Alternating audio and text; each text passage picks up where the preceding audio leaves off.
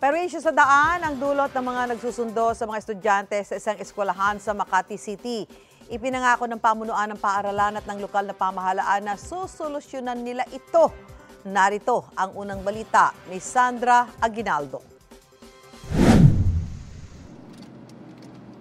Sa pagitan ng alas 2 at alas 4 ng hapon, pila-pila ang mga sasakyang manunundo sa isang private school sa Chino Rosas Avenue Extension sa Makati City. Ito ang tinutukoy ng mga otoridad na isa sa dahilan ng pagsisikip ng daloy ng trapiko roon sa hapon. Kaya nagpulong ang kapitan ng Barangay Magallanes at ang kinatawan ng eskwelahan.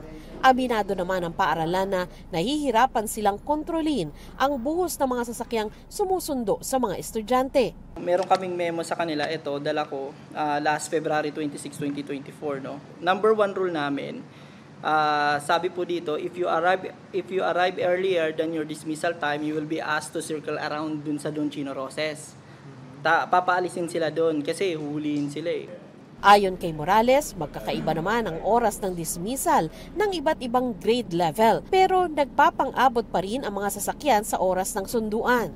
Ang agaran o short-term na solusyon sa natitirang 3 linggo ng school year ay magkatuwang na pag-manage ng barangay at ng private school sa traffic. Kabilang dito ang pagbabawal sa paghihintay sa harap ng eskwelahan at paninikit sa mga hindi susunod. Ginagawa na raw yan at hanggang 30 sasakyan na ang natitikitan sa 1 linggo.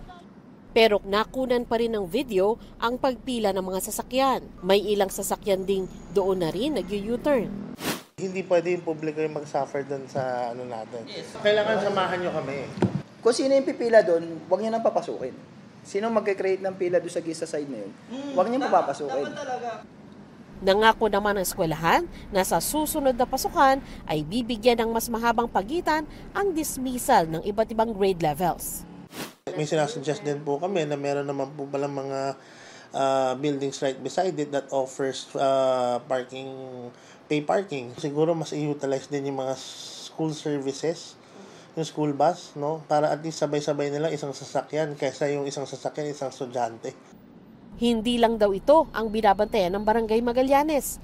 Pabalik-balik daw ang problema ng mga nakatenggang jeepney sa Maricaban Bridge sa pagitan ng Makati at Taguig.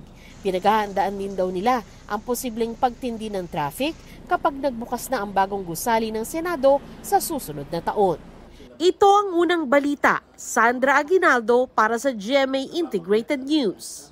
Mga kapuso, para una ka sa mga balita, mag-subscribe sa GMA Integrated News sa YouTube. Sa mga kapuso abroad, subaybayan niyo po kami sa GMA Pinoy TV at sa www.gmanews.tv.